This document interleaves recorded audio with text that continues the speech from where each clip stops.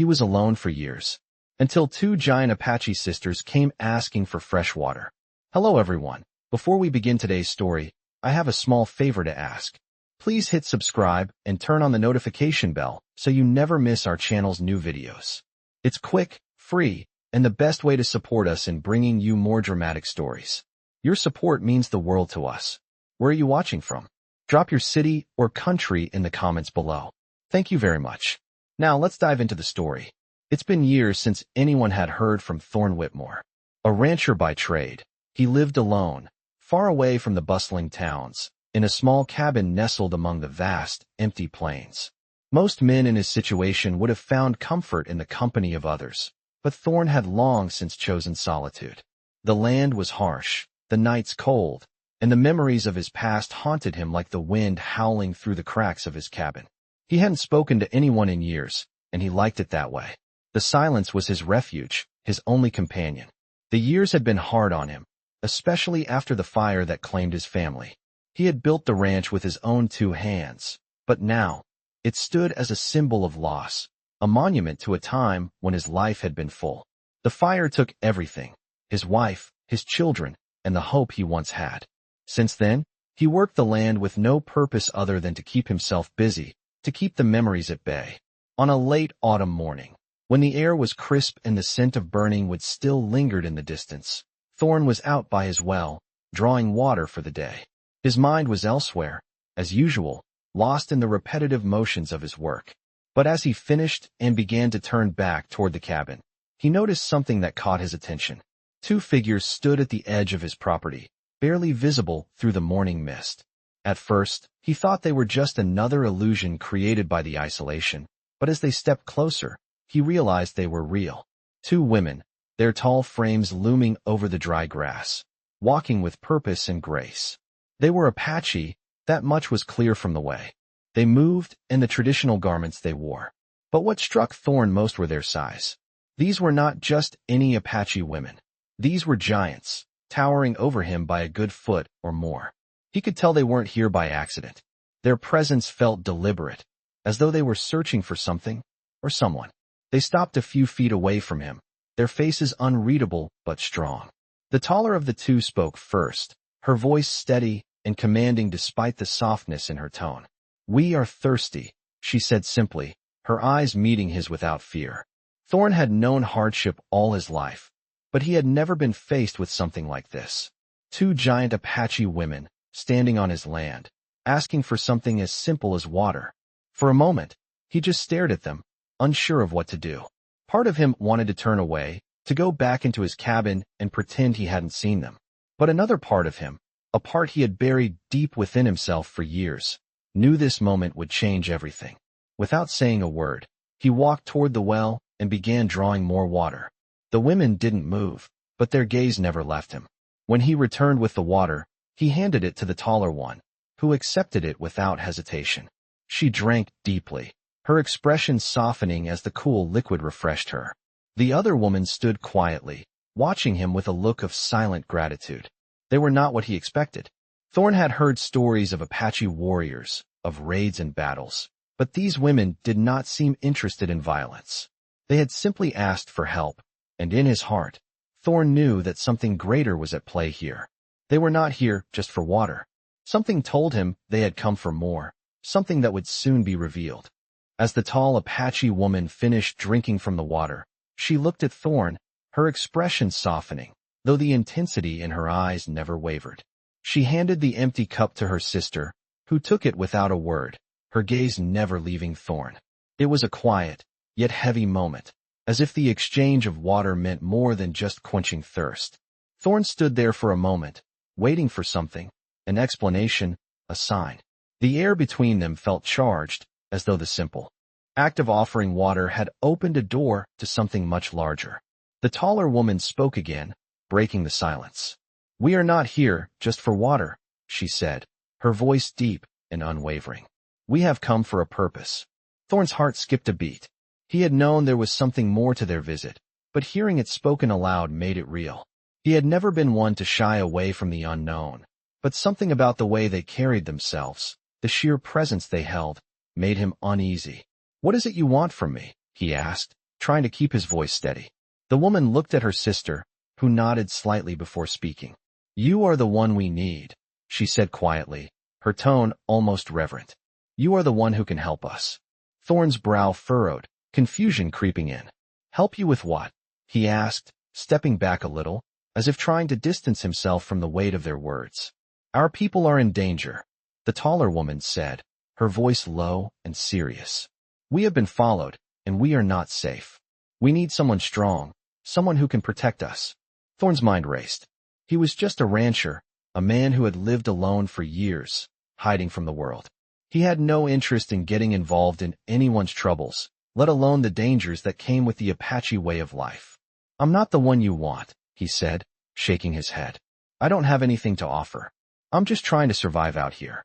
The taller woman stepped closer, her eyes locking with his. "You are stronger than you think," she said, her voice carrying an undeniable conviction. "And whether you know it or not, you have been waiting for something, for a reason to stop running." Thorn felt a knot form in his stomach. He had spent so many years hiding from the world, avoiding anything that might bring him pain or loss. But now, standing before these women, he felt something stir inside him, something he hadn't felt in a long time, something that made him question the life he had built, the isolation he had sought for so long. The second sister spoke then, her voice softer, yet no less commanding. "We know you are afraid," she said. "But sometimes, to find redemption, we must first face what we fear most." The words hit Thorn like a punch to the gut. He had been running from his past for so long, but now it seemed like it was finally catching up with him. He had thought that the years of solitude had healed him, but now, standing face to face with these two Apache women, he realized that healing wasn't just about being alone. It was about confronting the very things that had caused his pain. The tension in the air was palpable, as if the earth itself was holding its breath, waiting for Thorn to make a decision. He looked at the two women before him, their faces strong and unwavering. They were waiting for him to act, to make a choice that would determine not just his future, but theirs as well. Thorn took a deep breath and felt the weight of the moment settle on his shoulders. He had spent so many years running, hiding from the world and the memories that haunted him. But now, it seemed like the world had come to him, and it was offering him a chance to change, to face the past, and, maybe, find redemption. "I'll help you," Thorn said finally, his voice steady but uncertain. "I don't know what I can do, but I'll help." The taller Apache woman nodded, her eyes glinting with a mix of relief and respect. "Thank you," she said simply. "We knew you would." As Thorn stood there, the realization of what he had just agreed to began to sink in. He had opened a door, and now there was no turning back. He had no idea what lay ahead, but for the first time in years, he felt a glimmer of something he had long forgotten, a sense of purpose. Thorn stood silently as the two Apache sisters watched him, their unwavering gaze fixed on him like the weight of an unspoken promise. The air between them was thick, laden with the anticipation of what would come next. He had agreed to help them, but the gravity of his decision had not fully sunk in until now. He had been alone for so long, buried in his work, in the ghosts of his past. But now, standing before these two women, something was stirring within him. He felt the weight of his words, "I'll help you," and wondered if he was prepared for what it would mean. The tall Apache woman spoke again, breaking the stillness. "We need your help to protect us," she said, her voice firm and direct. "There are men coming after us, men who want to take what's ours." Thorn frowned, confusion still clouding his thoughts. "What do you mean? Who's coming after you?" he asked, his voice steady but tinged with concern. "There are men who want the land that belongs to our people," the taller sister explained. "They are driven by greed, and they will stop at nothing to claim it. We've been running for days, but they are relentless. We need someone who can stand against them." Thorn felt a tightness in his chest. The land he had been living on was his sanctuary, his only solace after everything he had lost. The idea of standing up to anyone, especially for strangers, seemed like an impossible task. But something about the way they spoke, the urgency in their voices, made it clear that this wasn't just another story of survival. This was about something bigger, something that transcended his own isolation. "I'm just a rancher," Thorn said quietly, shaking his head. "I don't know anything about fighting or defending anything." The second Apache sister, the the one who had been quiet until now, stepped forward. "You don't have to be a warrior to protect what's right," she said softly, but with an intensity that stopped Thorn in his tracks. "You have strength in ways you don't yet understand. You've survived this long for a reason. And now, you must choose. Will you continue to live in fear of the past, or will you face it and protect those who need you?" Thorn's heart raced. Her words were like a mirror, reflecting back at him the fear he had buried deep inside. He had spent so many years running from the memories of the fire, from the pain of losing his family, that he hadn't realized how much of his life had been shaped by that fear. But now, standing here, with these two powerful women who had trusted him enough to ask for help, Thorn realized that his past was not something he could outrun anymore. He had to face it. "What do you want me to do?" he asked, his voice steady now, though his heart was still pounding in his chest. The taller Apache woman's expression softened. "We need to prepare," she said. "We need a place to hide, a place where we can regroup and defend ourselves. And you must help us build that." Thorn nodded slowly, a sense of determination rising within him. It was the first time in years that he felt a spark of something more than the pain that had defined his life. The women were right. He had been hiding for too long. The time had come for him to stop running. The two sisters led him to a hidden cave deep in the hills, a place where they had been staying for the past few days. It was a perfect hiding spot, tucked away from the prying eyes of the men who sought them. As they arrived, Thorn felt a sense of calm wash over him, though he knew the danger was far from over. They spent the next few days fortifying the cave, gathering supplies, and preparing for the worst. Thorn worked alongside the sisters, learning more about their people, their customs, and their struggles. With every passing day, he felt a connection growing between them, a bond that was more than just survival.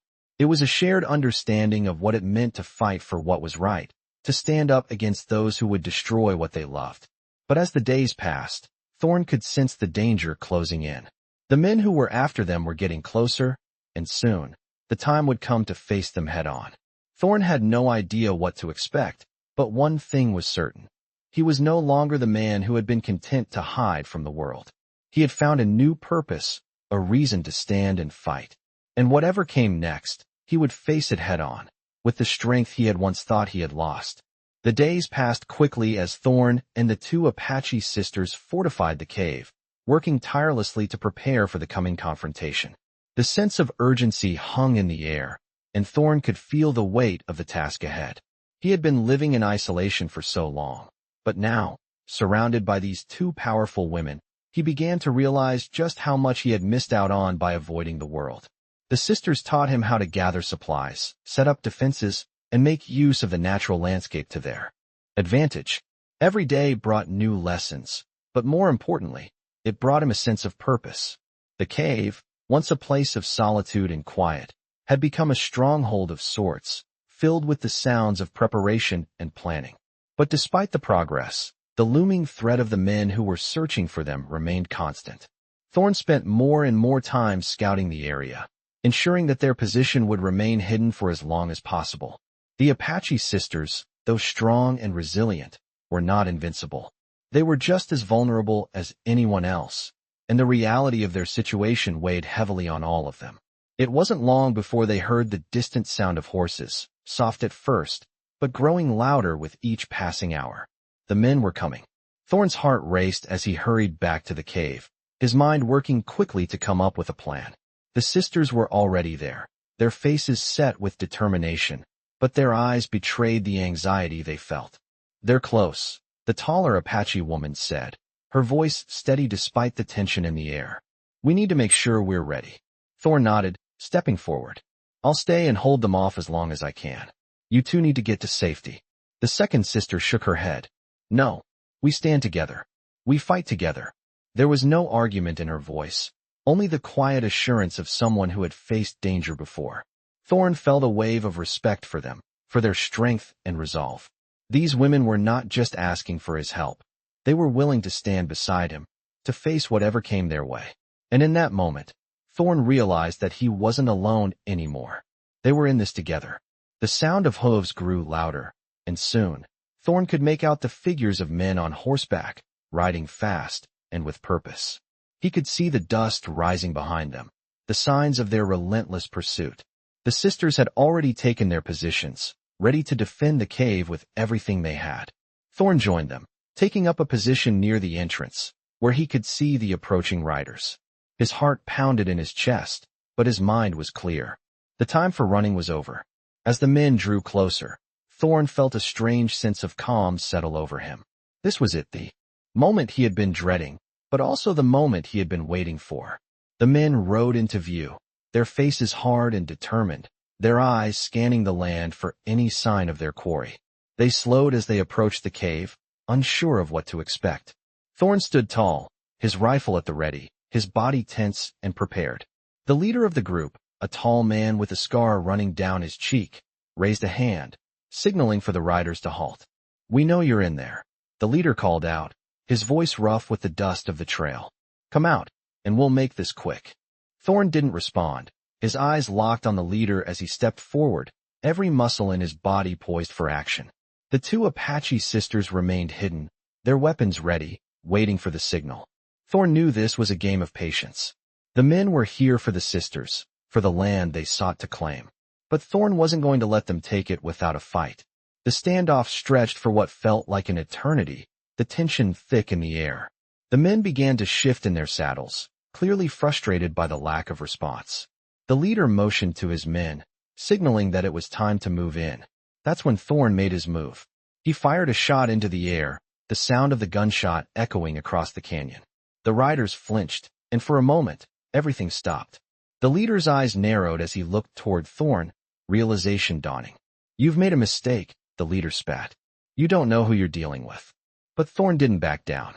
He raised his rifle again, steadying his aim. The Apache sisters stepped forward, their faces hard with determination. "We've been waiting for you," the taller sister said, her voice cold and unwavering. "And now, you'll face the consequences." The tension in the air was palpable, and for a moment, it felt as if time had frozen. Thorn, the two Apache sisters, and the group of men, everyone was waiting for the next move. It was clear now, the fight was inevitable. But Thorn wasn't afraid. For the first time in years, he felt alive, truly alive. He was no longer hiding from the world. He was standing with these women, fighting for something bigger than himself. And whatever came next, he would face it head-on. The tension between Thorn and the group of riders seemed to stretch on forever. The men were clearly outnumbered, but their leader's arrogance gave them a false sense of confidence. Thorn stood firm, his rifle steady in his hands, his gaze unwavering. The taller Apache sister beside him took a step forward, her presence alone enough to send a wave of unease through the men. "You should leave now," she said, her voice calm but laced with authority. "This land belongs to my people, and we will not let you take it." The leader of the riders sneered, his fingers twitching near his holstered pistol.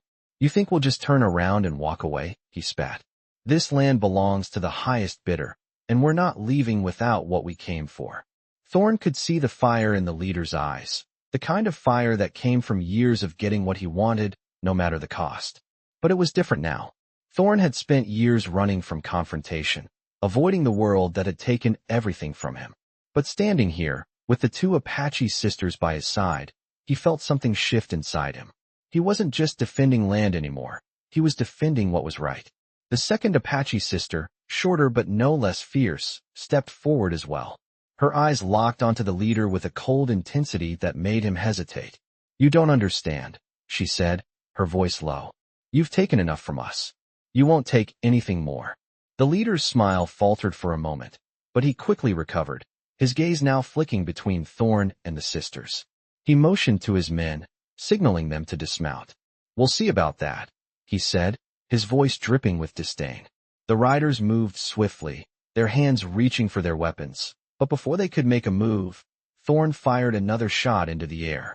The sound was deafening, ringing through the canyon like an angry thunderclap.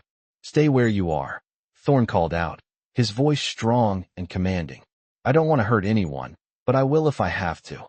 The leader hesitated, his eyes narrowing as he assessed the situation. Thorn could see the wheels turning in his head, calculating his next move. For a moment, it seemed as if the standoff might last forever. But then, the leader raised his hand, signaling for his men to stop. "You're not worth the trouble," he said, his voice laced with frustration. We'll take what we want, with or without your permission. He turned to his men and motioned for them to back away.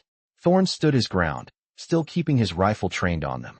The Apache sisters, who had been silent throughout the exchange, now stepped forward, their posture regal and unyielding. We've heard enough, the taller sister said, her voice cutting through the tension like a blade. You've had your warning. Leave now, or face the consequences. The leader glared at them for a moment, his face red with anger. But slowly, he began to back away, his men following suit.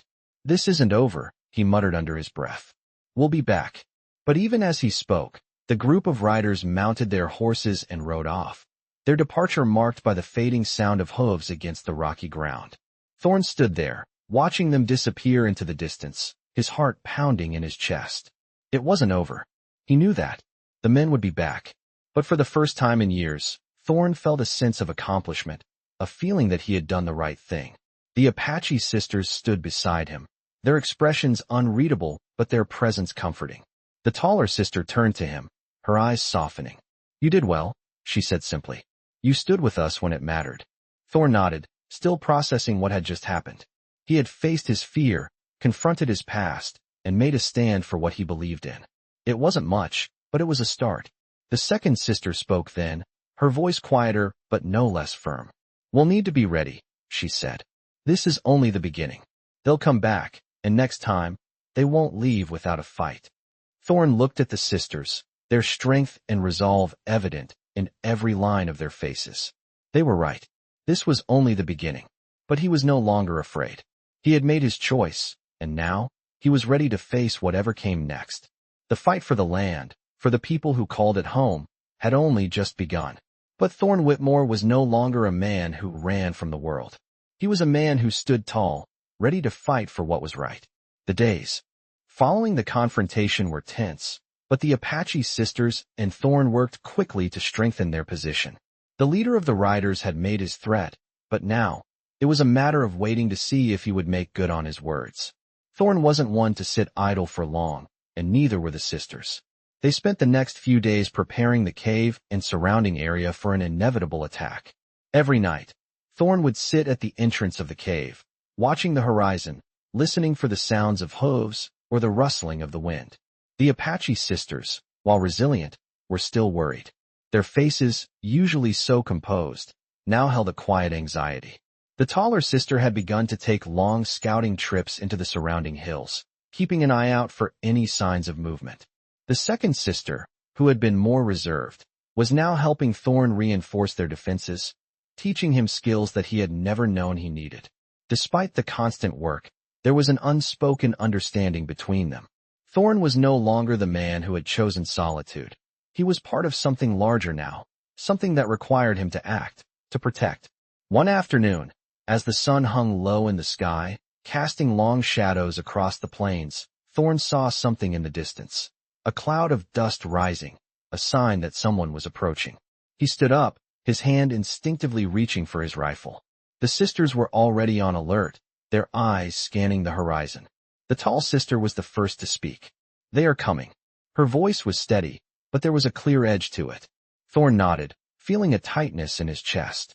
He had no idea how many men would be coming this time, but he knew one thing. They would not be caught off guard again. The Apache sisters quickly moved into position, using the terrain to their advantage. Thorn followed their lead, taking a spot where he could see the approaching riders without being seen. He felt the weight of the moment, the responsibility of what was about to unfold. He wasn't just defending land now. He was protecting people who had come to mean something to him. The riders approached slowly, their horses kicking up dust as they drew closer.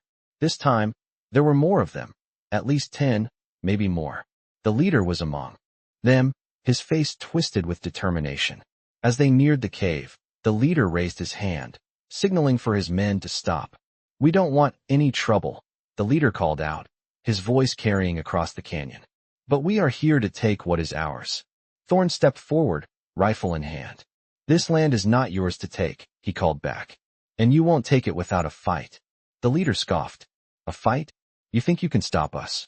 The words were meant to provoke. and Thorn could feel the tension in the air as the men behind the leader shifted in their saddles. But Thorn held his ground, his rifle steady. He wasn't alone anymore. The Apache sisters flanked him, their weapons ready. "You will not take anything from us," the tall sister said, her voice firm, unwavering. The leader's expression darkened, and for a moment, there was a long silence.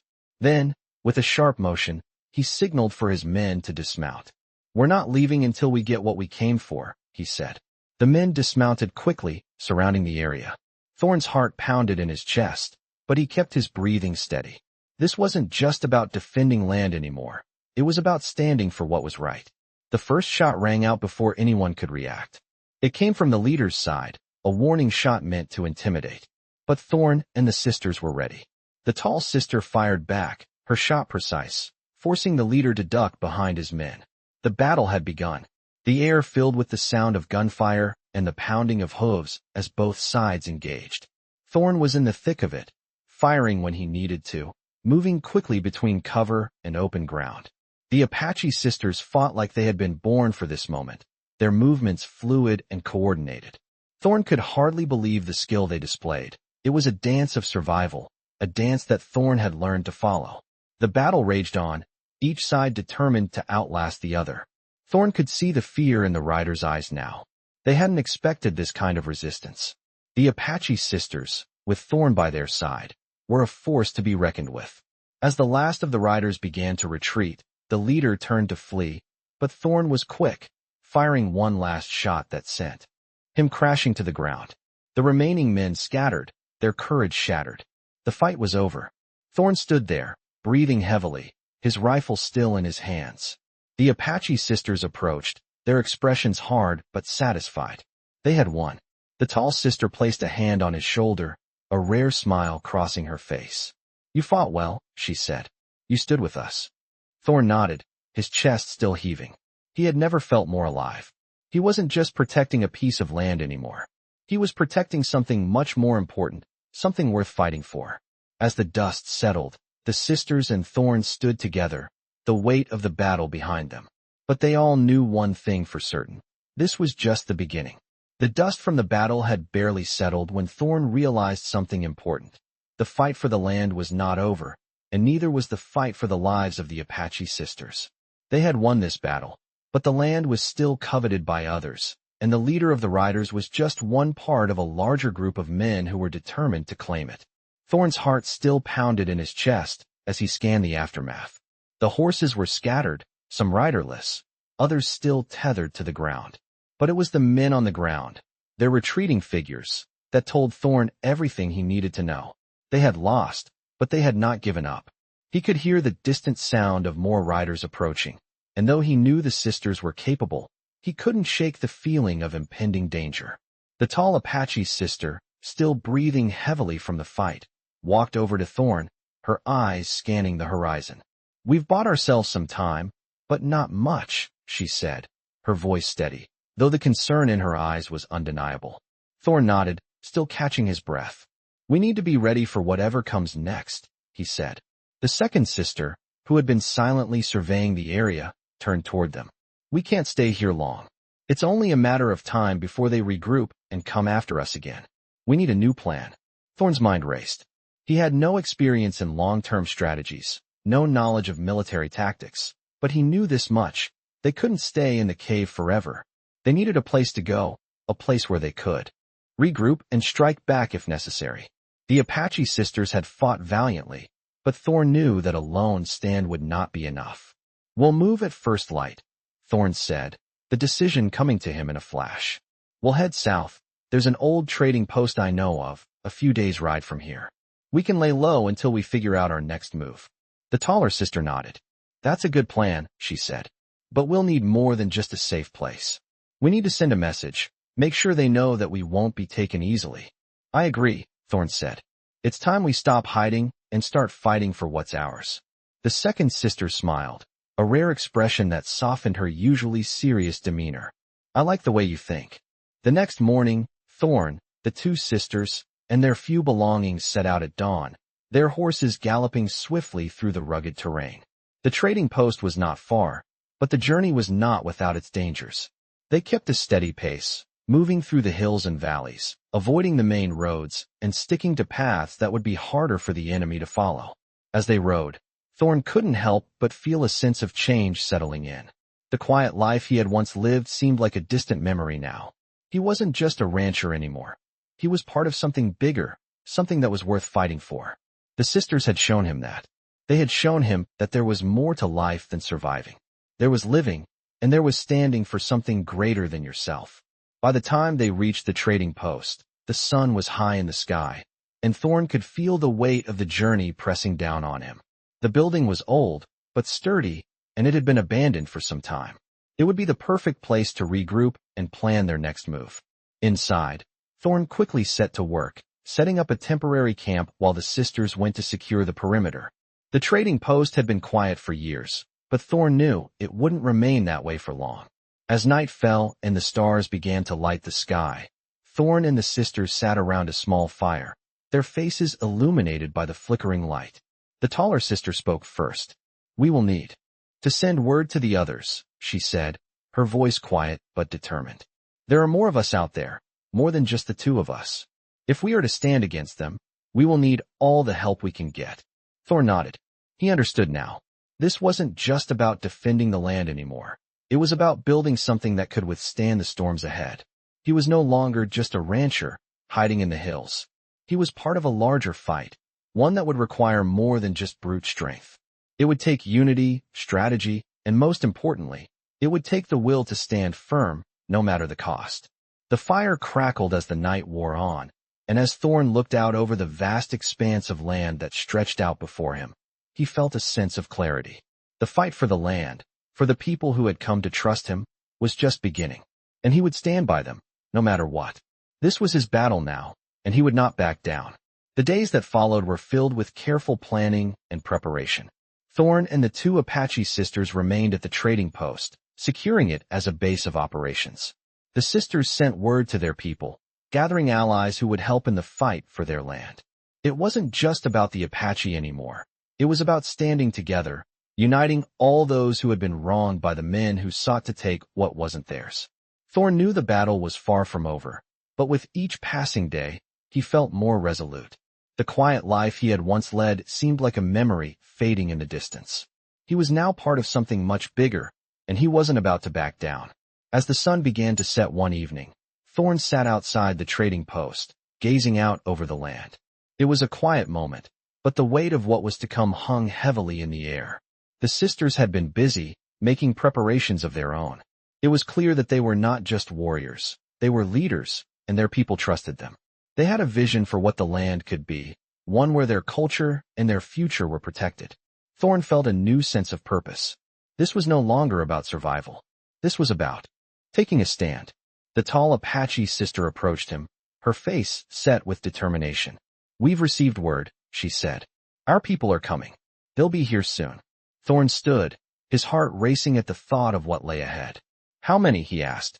The second sister appeared behind the tall one, her face grim. "Enough," she said simply. Thorn could see that they were ready, but he also knew that the fight they were about to face was going to be harder than anything they had experienced so far. The group of men who had come for the land was only part of a larger force. The odds were stacked against them, but they weren't going to back down. "We'll need to move fast," Thorn said, his voice steady. "We'll have to strike before they're fully prepared." The tall sister nodded, and without another word, she turned and began organizing the men who had arrived. Thorn could see the strength in her movements, the way she commanded respect without needing to raise her voice. She was a leader, and he was beginning to understand just how much their fight meant. As night fell, the camp came to life. The sisters and their people were preparing for the battle ahead. Thorn worked alongside them, helping to secure weapons, gather supplies, and reinforce their defenses.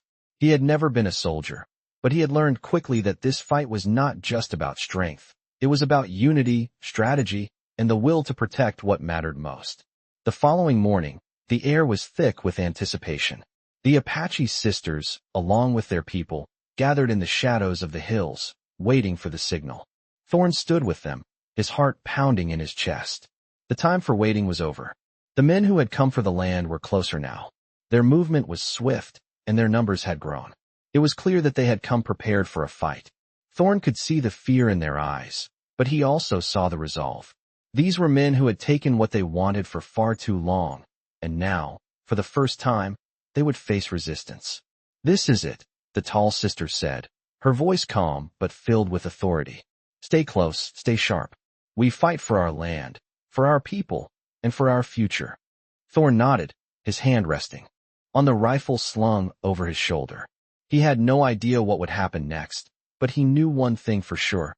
He wasn't going to run anymore. The battle began with a sharp cry from the Apache, signaling the start of the attack. Thorn and the sisters moved quickly, taking up positions on the high ground. They had the element of surprise on their side, and they used it to their advantage. The men who had come for the land were caught off guard, their formation thrown into chaos as the Apache warriors descended upon them. Thorn's heart raced as he fought alongside the sisters, each shot fired, each movement made with precision. He had never been a part of something like this before, but the adrenaline, the unity of their cause, was intoxicating. The enemy men tried to regroup, but it was too late. The Apache were fierce, relentless, and they fought with the strength of those who had nothing left to lose. As the battle raged on, Thorn could see the fear in the enemy's eyes. They had underestimated the Apache, and now they were paying the price. The fight seemed to go on for hours, but in the end, the Apache emerged victorious. The enemy had been routed, their plans thwarted. The land was safe, for now. Thorn stood with the sisters, his body bruised, but his spirit high. They had won, but the cost had been high. The tall sister turned to him, her face softened by exhaustion. "You fought well," she said, her voice quiet but sincere. Thorn nodded, looking out over the land they had fought for. "It's not over," he said. "We've won today, but there will always be others who want to take what's ours." The second sister nodded. "And we will stand and fight again, whenever it comes. This land is ours, and we will protect it, no matter the cost." Thorn looked at them, feeling the weight of their words settle in his chest. This fight was far from over. But for the first time, Thorn felt ready. He was no longer the man who had been running. He was a man who stood beside the Apache sisters, ready to fight for what was right. The victory had been hard-won, but the battle for the land, for the future of the Apache people, was far from over. Thorn stood at the edge of the trading post, looking out over the horizon, his rifle slung across his back. The dust from the fight still lingered in the air, but now, it was quiet, eerily quiet. The Apache sisters had returned to their people, their warriors taking the land back, claiming what was rightfully theirs. Thorn had fought beside them, but now, the real work was beginning. They had succeeded in pushing back the enemy, but there would be more, men who sought to take what did not belong to them. The land was valuable, and men would always want it. But the Apache had shown that they would not back down, that they would fight with everything they had to protect it. The sun was setting, casting long shadows over the land. It was the kind of evening that made Thorn think about the days ahead, about the future that was now uncertain, but full of hope. For the first time in years, he felt a sense of purpose. He wasn't just a rancher anymore, living in isolation. He was part of something bigger, something worth fighting for. He had found his place, his family in the Apache sisters and their people. As the days turned into weeks, Thorn continued to work alongside them, learning more about their culture, their traditions, and their struggles. The Apache sisters had given him more than just a chance to fight. They had given him a reason to live again. Thorn had spent so long running from his past, hiding from the pain of loss and heartbreak, but now he realized that running was not the answer. He had to face the future, and he had to stand with those who needed him. One evening, as Thorn and the sisters sat around the fire, the tall sister spoke. "This land is ours," she said, her voice filled with quiet strength. "But it is not just the land we fight for. We fight for our people, our future, and we will stand together, no matter what comes." Thorn nodded, understanding her words now more than ever. He wasn't just standing for land or property. He was standing for a people, for a way of life, for a future that was still uncertain but worth every sacrifice. The second sister, who had been more reserved, spoke next. "We have faced many battles," she said. "But this one is different. We fight for something that cannot be taken from us." Thorn felt the weight of her words. It wasn't just the land they were protecting. It was their identity, their history, their culture. And now, it was his too. The days ahead would not be easy. The fight for the land would continue, and the men who sought to take it would return. But Thorn was ready. He had found something worth fighting for, something that gave his life meaning. The Apache sisters had shown him that. And as the fire crackled, and the stars filled the night sky, Thorn knew that, no matter what came next, he would stand by them. The fight was far from over. But together, they would face it. They would fight for their land, for their people, for their future. And they would not stop until it was secure. The next morning, as the first light of dawn touched the earth, Thorn saddled his horse and joined the sisters. They rode together, united in their purpose. The future was uncertain, but one thing was clear. Thorn was no longer alone. He had found his place, his family, and together, they would face whatever challenges the world would throw their way.